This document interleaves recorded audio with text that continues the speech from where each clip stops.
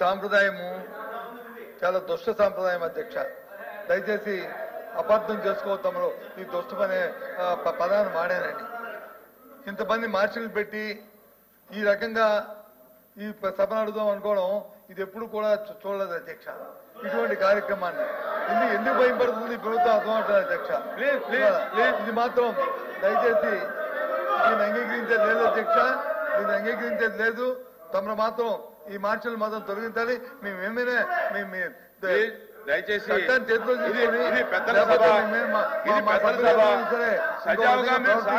ఈ పరిస్థితి రాదు. మీరు మీ సీట్లో కూర్చుని ప్రొటెక్ట్ చేస్తానంటే మీరు ఎల్ఓపి గారు ఉన్నాయా బాబు ఉన్నాయా? ఏం మాట్లాడతారు అర్థం పడతాం లేకుండా వినయ్యా. ఇప్పుడు ఎల్ఓపి గారు మీరు చెప్పింది మేము కన్సిడర్ చేస్తాం. అయితే మీకు నిరసన తెలియజేసేటటువంటి హక్కు మీకు ఉంది. మీకు గౌరవంగా సీట్లు ఉన్నాయి. మీ సీట్లో కూర్చుని లేదా నుంచునో మీరు ప్రొటెక్ట్ చేసుకుని మాకు అభ్యంతరం లేదు. దానికి నేను కాదన్నా. వినండి. మీరు మార్షల్ని తీసేయమన్నారు, మేము తీసేస్తాం. కానీ మీ గౌరవమైన సీట్లు ఉన్నాయి. మీ గౌరవమైన సీట్లలో మీరు కూర్చుని నిరసన తెలియజేసుకోండి, మాకే అభ్యంతరం లేదు. కానీ పోడియం ఎక్కుతాము, ఇక్కడికి వచ్చి నిరసన తెలియజేస్తామంటే గనక ఎలా చెయ్యం. ఖచ్చితంగా మాకు సభను నడిపించుకోవాల్సినటువంటి అవసరం ఉంది కాబట్టి మరి మాకుండేటువంటి పద్ధతిలో మేము నడిపించుకుంటాం.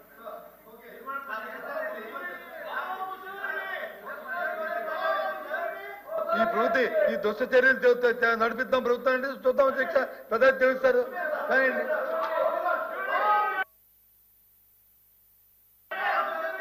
చైర్మన్ సార్, గౌరవమైన ప్రతిపక్ష నాయకులు మాట్లాడుతూ సభలో ఎప్పుడు మార్షల్ చూడలేదు అన్నారు sir. Short term memory loss ఏమన్నా వచ్చిందేమో నాకు డౌట్ ఉంది సార్. ఆయనకి ఇంకా 8 నెలలు కూడా కాలేదు అధ్యక్ష. ఈ సభలో మార్షల్స్ ని వాళ్ళు ఎట్లా ఉపయోగించారు అనేటువంటిది పెద్దలు బొత్స సత్యనారాయణ గారు ఎట్లా మర్చిపోయారో నాకు అర్థం కావట్లేదు. ఒకసారి వారు మెమరీ రిఫ్రెష్ చేసుకుంటే బెటరు. పెద్దల సభ పట్ల తమరు చాలా గౌరవంగా నడిపారు. పొద్దున మిమ్మల్ని ఎంత చికాకు పెట్టినా, మిమ్మల్ని ఎంత ఇబ్బంది పెట్టినా కూడా సభ్యులు ఒక మాట అనకుండా సభని చాలా గౌరవంగా నడిపే ప్రయత్నం చేశారు. ఆ గౌరవాన్ని కాపాడుకోలేనప్పుడు మీరు తీసుకున్నటువంటి నిర్ణయం సరైనటువంటిది. సభ్యులు సీట్లకి వెళ్ళి కూర్చొని చేసుకుంటే ప్రాబ్లం లేదు, లేదంటే మాత్రం సభ కొనసాగాల్సిందే అధ్యక్ష. ప్లీజ్ దయచేసి కూర్చోండి.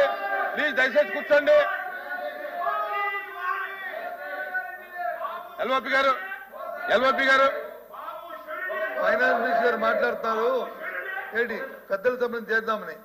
ఒక్కసారి ఫైనాన్స్ మినిస్టర్ గారిని గత సభలో ఫైనాన్స్ మినిస్టర్ గారు లేరు. ఆ పక్కన ఉన్న సభ్యులు వచ్చి ఉన్నారు సభ్యులు. ఏ రకంగా వాళ్ళ ప్రవర్తన, ఏ రకంగా వాళ్ళ భాష, ఇప్పుడు మా ప్రవర్తన మా భాష ఉన్నదో ఒకసారి బేరేజ్ వేసుకుంటే వాళ్ళకే తెలుస్తుంది అధ్యక్ష. ఆ సభ్యులు తెలుస్తుంది. సార్, ఈ సభలో చీఫ్ విప్ గా చేసి నేను బయటకు వెళ్ళానన్న విషయాన్ని వాళ్ళు గుర్తు చేసుకుంటే మంచిది. వీళ్ళు ఆనాటి సభాధిపతి మీద ఈ గౌరవ మంత్రులుగా ఆ రోజు ఉన్నటువంటి వాళ్ళు ఏం చేశారు అనేటువంటిది కూడా వారు గుర్తు తెచ్చుకుంటే మంచిది అధ్యక్ష.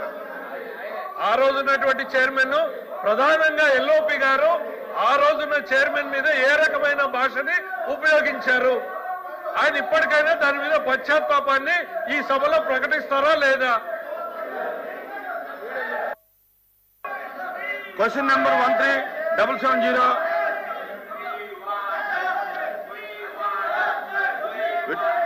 withdrawal by the member. Question number 13730, question number 13781 and 13831 postponed at the request of the member. Short discussion. Reforms in education sector. Vepadi Chiranjeevi గారు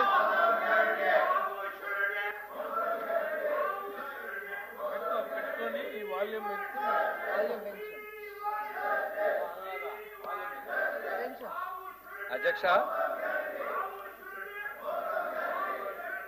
ఒక దేశం కానీ ఒక రాష్ట్రం కానీ నాశనం అవ్వాలంటే దానిపై మనం అణుబాంబులు వేయాల్సిన అవసరం లేదు అధ్యక్ష. అక్కడున్న విద్యా వ్యవస్థని మనం బలహీనపరిస్తే ఆ దేశం లేదా రాష్ట్రం ఆటోమేటిక్ గా బలహీనమవుతుంది. గత 5 సంవత్సరాల్లో వైసీపీ ప్రభుత్వం రాష్ట్రంలో విద్యా వ్యవస్థను సర్వనాశనం చేసింది అధ్యక్ష. ఇది నేను చెప్పేది కాదు అధ్యక్ష. మొన్నే 2025లో యాసర్ రిపోర్ట్ వచ్చింది, annual status of educational report.